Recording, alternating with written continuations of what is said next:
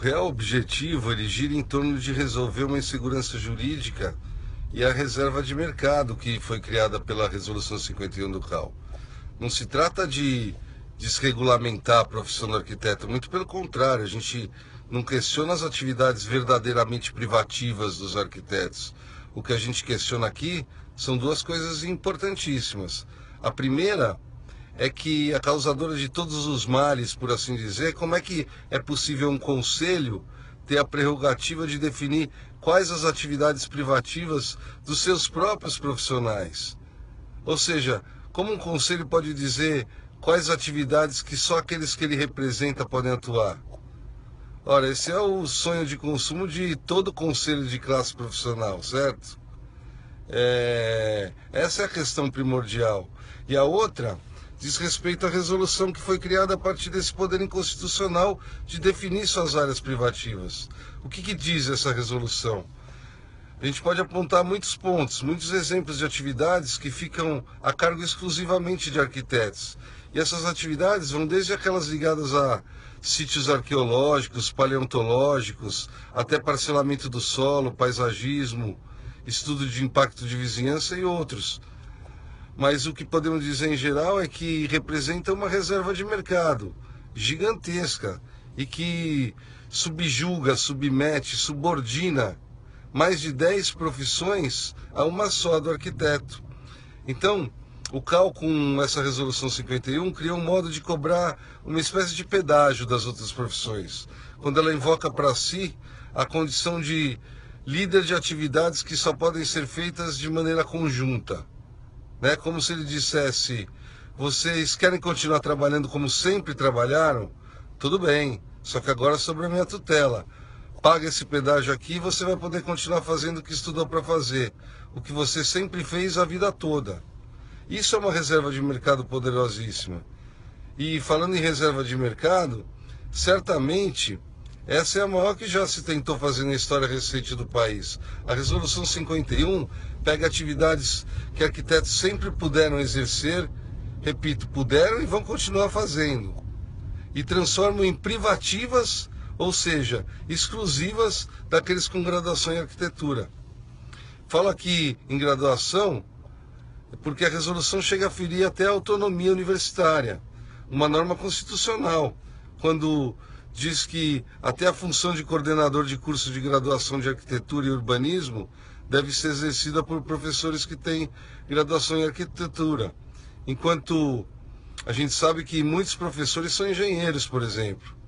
E agora você me diz, tem alguma justificativa plausível para um professor com mestrado, doutorado, pós-doutorado em arquitetura, mas com graduação em engenharia e que está no mercado há 10, 15, 20 anos lecionando arquitetura, agora você fala para ele: agora você não pode mais coordenar o curso? Não faz nenhum sentido. A gente sabe disso. E para a estrutura acadêmica isso simplesmente não tem lógica nenhuma. Então, resumindo, o que nós queremos é que o CAL não possa dizer que os engenheiros, arqueólogos, antropólogos, biólogos, designers e demais profissionais não podem mais atuar em áreas que sempre atuaram. Para isso a gente tem que revogar a resolução através do meu PDC. E para que isso não continue, temos que revogar os dispositivos inconstitucionais do CAL, que lhe permitem dizer quais atividades são exclusivas dele via meu PL. Se isso não for feito, imagina o caos, imagina que cada conselho reivindicasse para si a prerrogativa que o CAL tem, a prerrogativa de dizer quais as áreas privativas, reservadas, exclusivas. Seria uma briga danada de todo mundo querendo colocar seu cercadinho nas áreas dos outros, cada um querendo aumentar o seu cercadinho. Olha, na verdade não há demais categorias, certo? Há somente o CAL, que fez a reserva de mercado e impactou mais de 10 profissões, como é bem claro o que está escrito na Resolução 51, que ninguém consegue defender depois de ler. Os que criaram a resolução ou têm algum compromisso corporativo com o CAL, ou estão tentando defender ela. Mas é só ler a Resolução 51 que a pessoa se convence de que está errada. né, que há um exagero, uma displicência em relação às demais profissões. Até porque os arquitetos sabem, e nós já dissemos várias vezes, e vou repetir sempre, não questionamos as atribuições verdadeiramente privativas dos arquitetos. Respeito todos os profissionais de arquitetura. Inclusive, muitos têm se solidarizado com seus colegas de trabalho, que são paisagistas, designers de interiores, museólogos, né? E dito que não concordam com a Resolução 51 do CAL e por isso apoiam o nosso PL. Eu não participei diretamente, mas muitas associações e conselhos já tinham me alertado que essa tentativa necessária de acordo prévio não estava sendo exitoso. Principalmente a relação do CONFEA, CREA e do CAL. Já tem um tempo que é delicada, eles estão numa briga judicial há muito tempo e não havia muita perspectiva de diálogo construtivo. Assim como uma maneira de equalizar a negociação, nós pensamos que a partir do PL a gente poderia começar um diálogo, a partir do processo de tramitação, que, como se sabe, é feito de negociações, aprimoramentos do texto, né? Então, só assim, só com o nosso PL, é que nós conseguiríamos uma negociação de igual para igual. Porque como o CAL é o único conselho que tem a prerrogativa de dizer quais as áreas privativas da sua categoria profissional, os outros conselhos e associações sempre ficavam em desvantagem. Então, a palavra do CAL era sempre a palavra final. E quando você começa uma discussão onde já se sabe quem vai dar a palavra final, isso não é uma negociação. Então, eu acho que o PL foi uma forma da gente entrar na discussão, colocar o assunto em pauta e resolver o problema. O PL e o PDC, eles estão na CETASP, que é a Comissão do Trabalho, né? E em breve será escolhida a relatoria. Eu tenho sido muito procurado para debater as nossas iniciativas, tanto por parlamentares quanto por lideranças, e a avaliação que eu tenho até agora é de um saldo muito positivo, muito mesmo. Se não tem ninguém que, depois que fala com a gente, eu peço para ler, aí ele lê a Resolução 51, e não tem quase ninguém que não se convença da necessidade do PL 9818. Olha, de verdade é incrível, até agora não vi ninguém dizer: deputado, li a Resolução 51 e concordo com ela. Ninguém. Então, nós estamos muito tranquilos com a tramitação. Agora é continuar debatendo, explicando, fazendo o processo normal de debate público mesmo. Está sendo um debate muito saudável. Falando em debate, para te dar um exemplo, na próxima semana mesmo, os estudantes da Faculdade de Tecnologia da UNB, onde estão as engenharias, vão fazer um debate sobre o PL. A tendência é que ações como essa se multipliquem.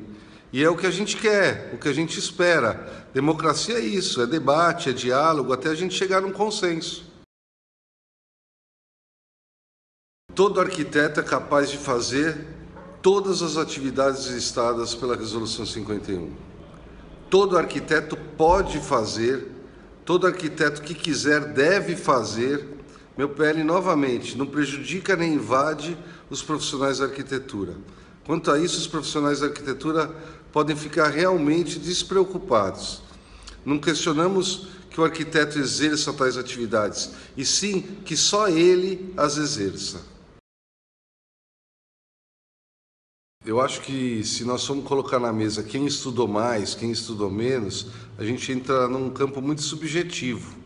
Então, aí o problema começa a ficar maior. Quem vai avaliar isso? Quem estudou mais, quem conhece mais, quem tem mais conhecimento? Isso é muito complicado. A gente precisa pontuar algumas diferenças. Existem atividades que demandam uma habilitação registrada e que acaba sendo regrada pelo Estado, uma vez que, quando elas são aplicadas, elas podem causar grave risco à sociedade. Por outro lado, tem as outras atividades que, apesar de serem complexas, sofisticadas, não trazem risco real a terceiros. Por exemplo, atividades ligadas à questão estrutural. É óbvio que, além de ter uma base técnica complicada, precisa também de uma habilitação, uma concessão do Estado. Se o profissional é incompetente, a sua incompetência pode trazer sérios riscos, né, de vida, inclusive, a toda a sociedade. Mas se a gente começa a falar de estética, de harmonia, do que é mais bonito, da melhor disposição de ambientes, fica claro que não estamos falando, em comparação ao exemplo anterior, de risco iminente, né? Então, a gente poderia, inclusive, discutir se o ensino técnico sobre isso é adequado. A minha experiência diz que, a partir da aprovação dessas peças legislativas, as coisas vão voltar a seu estado normal. Isso é, cada conselho vai fiscalizar os seus profissionais e esses vão se afirmando no mercado segundo suas competências técnicas. O que não pode, o que eu não acho certo, é que um conselho queira intervir em uma matéria constitucional sem utilizar o caminho correto para isso. Isso é, mediante diálogo com o Poder Legislativo Federal. A gente não pode aceitar ou achar natural que um conselho, seja ele qual for, né? Não estou falando do CAL especificamente, qualquer conselho, pela força de uma resolução interna, legisle de forma unidirecional. Isso não é razoável. A gente fala tanto hoje em dia de combater privilégios e a imposição da força unilateral, aí de repente vem isso daí. O parlamento tem como função escutar a sociedade. E ele está lá para isso. O meu mandato está lá para isso. Eu dou como exemplo o substitutivo, onde a gente quer ouvir os arquitetos, né, buscar resolver essa questão. Mas tudo isso tem um rito já estabelecido, já tem um processo, uma ordem a ser seguida. A gente pode discordar dessa ordem, mas então a gente precisa iniciar um debate sobre isso pelos instrumentos existentes, que são esses instrumentos que a gente está usando no legislativo.